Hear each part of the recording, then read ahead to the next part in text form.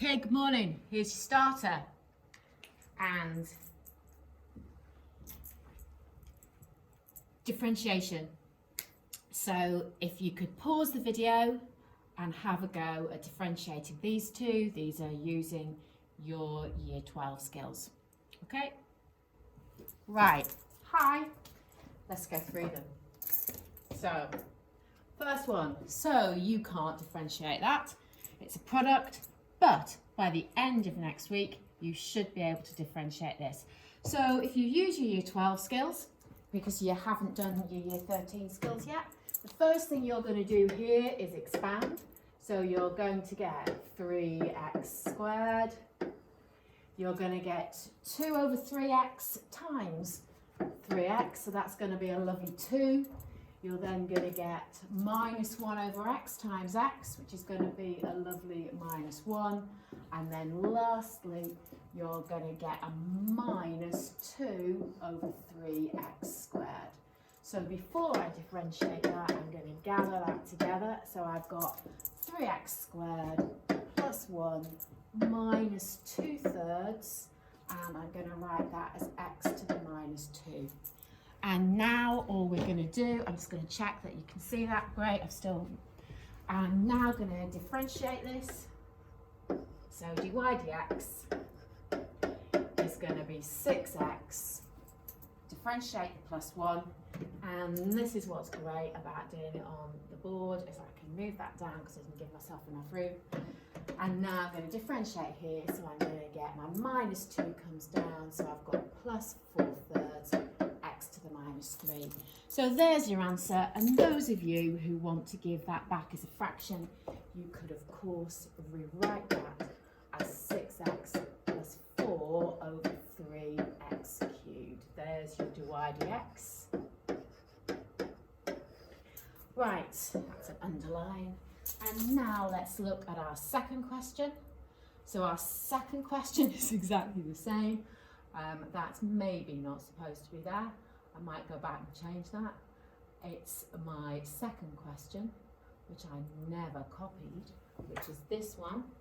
So if I go back and change that, so again, you currently can't differentiate this, but by the end of next week, you will be able to.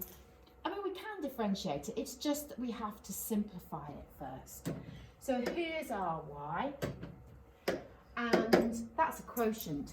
You don't know how to differentiate quotients at the moment, so what you would do is before we start, you would rewrite it, and I'm going to split that up over, I'll try and do it correctly, I'm going to split that up over a common denominator. So that's the first thing that I'm going to do. I can see that this simplifies to a half x, and here I'm going to have 3 over 2 x to the minus 2. So now that's really straightforward for me to differentiate. So dy dx, put a random little dot between that d and y. That's not supposed to be there, too scared to rub it out in case I rub the d and the y off. So that's going to give me a half. My minus 2 will come down and multiply with 3 over 2. That will give me minus 3x to the minus 3, taking 1 off the power. And if you want to write that more neatly, you could. That's perfect, but you might want to. That's a half, by the way. Write that. So there we have our starter. Let's look at what we're learning today. So, that's not it. So differentiation of sine, cos and tan. Now, shortly you're going to be able to prove these results. You're going to be able to prove the derivative of tan first, and you should be able to do that by the end of next week. You're going to have to wait a little while until next term, after the summer holiday, after the summer break, to be able to fully prove sine and cos. And they're going to be A-level exam questions in themselves, the proof of sine and the the proof of the derivatives of sine and cos. But you'll be waiting to prove those results until September, October time, when we hopefully come back to school. Okay? Until you can prove them, we are going to use them. I'm going to tell you them, you're going to learn them, you won't be told them in the exam, you're going to learn them, and we're going to use them. So this is what we're doing today. So, sine. Here is our sine curve. Now your calculators will, if you use graph, your calculators will plot the gradient of curves. Now the issue is we've met radians. You know, in lockdown we did a series of lessons on radians. These results that we are going to use to differentiate sine, cos and tan are all for when the angle is measured in radians. These results do not work for degrees. So make sure we are in radians. Radians, trigonometry, it's a game changer. We're able to do so much more with it. So if you want to prove these results on your graphical calculator, if you want to show these results on your graphical calculator, you can, but please make sure you are in Radian mode. So you can see here, here's my sine curve, and here's pi by 2. I've got the decimal version. Here's pi, here's 2 pi by 2, here's 2 pi. So here's my sine curve. Now, if you do that on your graphical calculator, you can then plot the gradient. So the red graph is my sine curve, and the blue graph is the gradient of that sine curve. Now, hopefully you will recognise the shape of that blue graph. It's a function that you know and love. So let's have a look. It's the cos graph. So what you can see from your graphical calculator, now this isn't a proof, you've got that to look forward to, but you can see that the gradient in radians of the sine function is the cos function. So first result, that is your first result. And remember this only applies for your angle in radians, if y is sine x, dy dx is cos x. You will learn that. Okay, here's the cos graph. So again, you can do this on your graphical calculator. This is a little bit better because you can see I've actually got multiples of pi there rather than the decimal version because it's plotted in radians. Now, this one's not quite as straightforward. You've got to think a little bit about your transformations of graphs with this one that you did do in year 12. So I'm on my calculator, I'm going to plot the gradient of the cos graph. So the cos graph is this red curve here, and its gradient is the sine curve. Now, it does just look like you've shifted that along, but it's actually, this blue graph is the reflection in the x-axis of the sine curve.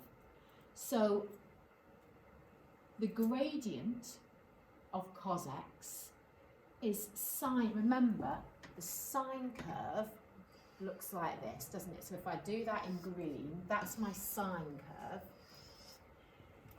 And you can see that this gradient, this red graph, is the reflection in the x-axis.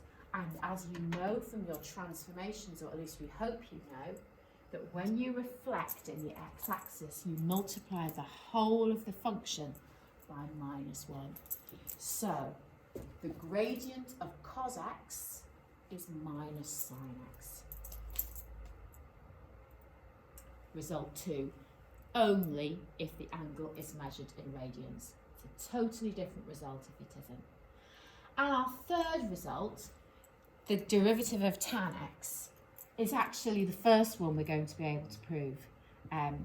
So we're going to be able to prove this at the end of next week. But until then, you are just going to accept this. Now, after your lessons with Mrs. Reed this week, I think you're all familiar with what sec x is. Remember, sec is 1 over cos. And we know it's 1 over cos because the third letter of sec is C. So that's a good way we have of remembering that. So 1 over cos x all squared. So they are our 3 results. So you're going to learn these. So there's our results. Learn them. Right. So question 1. Find the equation of the find the equation of the tangent to the curve y equals sine x at the point where x equals 0. So first thing we're going to do is we know using the equation of a line y minus y1 equals mx minus x1. Some of you might prefer y equals mx plus c. Both of those are great here, but you're going to have to find the gradient. So, first of all, I need the point, the y coordinate. Remember, x is in radians. When x is 0, y is the sine of 0. That should say 0. Okay, when x is 0, y is 0. So it passes through the point 0, 0. You're now going to differentiate. So if we differentiate sine x, we get cos x at the point 0, 0. When x is 0, we know that the cos of 0 is 1. So we have a point and we have a gradient. So this is our value of m. So what I'm going to do is I'm going to use this version here. You don't have to, you can use your other version. So we've got the equation of the tangent is y equals x. If it had asked you to find the equation of the normal, you would have done exactly the same, but you would have taken the negative reciprocal of this gradient. So it would have been minus 1, so it would be y equals minus x. Okay, so that's quite straightforward. Right, our next one. So let's find the stationary points of the curve y equals 3 sine x plus 4 cos x for 0, x line between 0 and 2 pi. So let's have a quick look. We then need to determine their nature. So quite a lot of work to do here, so I'll try and make the writing quite small. Right, first of all, dy dx is 3 cos x minus 4 sin x. So instantly I'm straight in with the derivative of sine is cos, the derivative of cos is minus sine. I know that we have a stationary point when dy dx equals 0. So I'm going to let 3 cos x minus 4 sine x equals 0. So I'm going to solve that, and of course I've got my range. So I've got 3 cos x equals 4 sine x. So what I'm going to do is I'm going to divide both sides by cos x and both sides by 4. I can divide by cos x because cos x equals 0 is not a solution. And also by dividing by cos x, it's not disappearing, it's forming something new. So I'm going to end up with sine x over cos x, which is tan x, equals 3/4. So hopefully you can all see what I've done there. So I've divided by, so I've ended up with 3 is 4 sine x over cos x, and then I divided by 4. So tan x equals 3/4, and you've got your range. And now it's totally up to you. You can either use the lovely cast, or you can use the scary tan curve. Okay, so no indoctrination there. So I'm going to try and do both because I'm trying to be good. Right, if I was using cast, tan is positive, so I would circle those quadrants. If I inverse tan 3/4, I'm going to get my acute solution is 0.644, so I would draw into my ringed quadrants from my nearest x-axis. If I was using my tan graph, I would have my 0.644 and my 0.644. So those of you, I know some of you will use the curves, some of you will use cast. But whatever method you are using, you will get the two solutions to x. X is 0.644 and x is 3.79. I'm giving both of those to three significant figures. Right, so you need to find the y coordinates for each of these. So the y coordinates you will get by substituting those back into your original equation for y. Y equals 3 sine x plus 4 cos x. So if x is 0.644, substitute that in to your original value for what equation for y, and you should get y is 5. If you substitute x as 3.79 into your original equation, you should get y is minus 5. So you are picking up marks all the time. Now again, these could be checked by you putting it into graph and seeing where you've got max and min. You now want to determine their nature. So you have to go back to your dy dx. So your gradient, which we said was 3 cos x minus 4 sine x. There's your gradient, and you're now going to find your second derivative. So your second derivative is going to be minus 3 sine x minus 4 cos x. So there's your derivative. So what you're now going to do is you're going to get your each coordinate and you're going to substitute them in, and that will help us find our nature. So first of all, let's go with 0.644 and 5. So all we're going to do, we're in radians, minus 3 sine 0.644 minus 4 cos 0.644. So our second derivative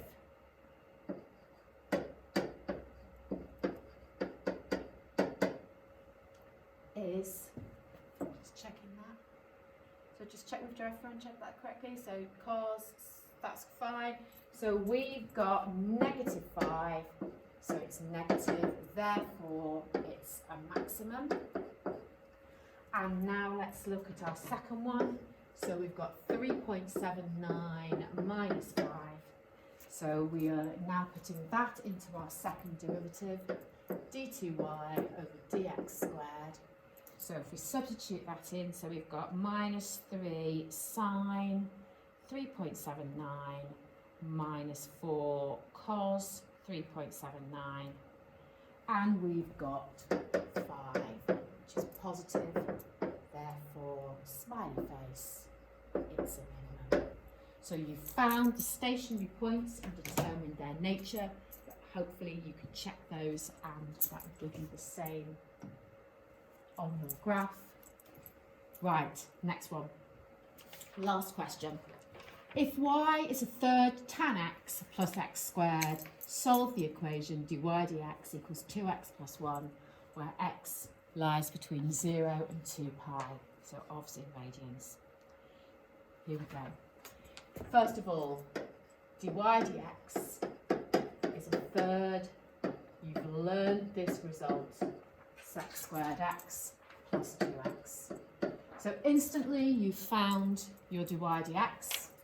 You know that dy dx, this thing that you've just found, must equal 2x plus 1.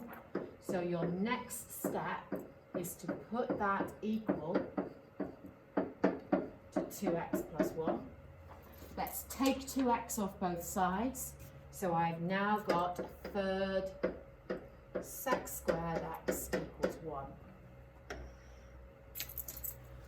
I'm now going to multiply both sides by 3. And so I'm now going to take the square root of both sides, and it's an equation. So obviously I take the positive and the negative square root. As you know from your work with Mrs. Reed earlier in this week, you can't be solving equations written in that form. You're now going to write it back into cos. You know that 1 over cos x is plus or minus root 3. So cos x is plus or minus 1 over root 3. Or obviously you could have that rationalised. And now it's totally up to you which method you use. I'll be using the lovely cast, and some of you will be using the curves. There you've got pi by 2, pi by 2, pi by 2. So the issue here is it's positive and negative. So if you're using your cast diagram, that's all ringed quadrants. So you'll get your acute solution by inverse cosing 1 over root 3. And I think that's an acute solution of 0.955. So what I'll be doing here is drawing into my ringed quadrant 0.955, 0.955, 0.955 and 0.955, and of course those of you using the curve, you'll have 0.955, sorry, I didn't mean that, you'll have 1 over root 3 and minus 1 over root 3, and you'll use your 0.95 with your symmetry. Okay, and read off. When you read off your solutions, or you can use your graph to check them, or the method of Eddie's video that you were sent, you will get 4 solutions. So I'm reading them off from my cast diagram, you might be reading them off from your curve or your calculator. So there are your 4 solutions. Right, have just check. It feels like we started that question a while ago. Let's just check we've done it. Yay, we've done it, and all those 4 solutions are in your range. Right, here are your questions to do. Again, they're taken from the textbook. So question 1, differentiate the following. You've obviously got to simplify this one here a little bit more. Here, you cannot differentiate that as it stands at the moment, and the next week you'll be able to. So you need to simplify that first, and then rate of change just means differentiate. So you differentiate that, g dashed x, differentiate, bung in pi by 6, that's it. Equation of the tangent, that is parallel to that, so cool. So that's going to give you, use this to get your equation. So you're going to get y equals 2x plus 6, so you know the gradient of that is 2. You want dy dx to equal 2. So that's a good question. They want you to find the values of x for when this differentiated equals 0. So it combines this differentiating trig with solving trig equations. It's blooming great. Here, exact form, that looks a little bit tough. So obviously it wants the answer to question 12 in exact form. That sounds like it could be unpleasant, but good challenge for you. That's similar to the one that I've done there, and similar to this one here. And here you get to see, question 18, the extension question, you get to see trigonometry in action. This is what it's all about. You know, you want to go, trigonometry being used. Here it is talking, you're in a hydroelectric plant, working out stuff. This is you applying a little bit of applied maths going on here, applying the trigonometry knowledge. Here are the answers. Have a great weekend. Don't forget to do your homework for Monday. Homework being set next Monday. Thank you. Bye.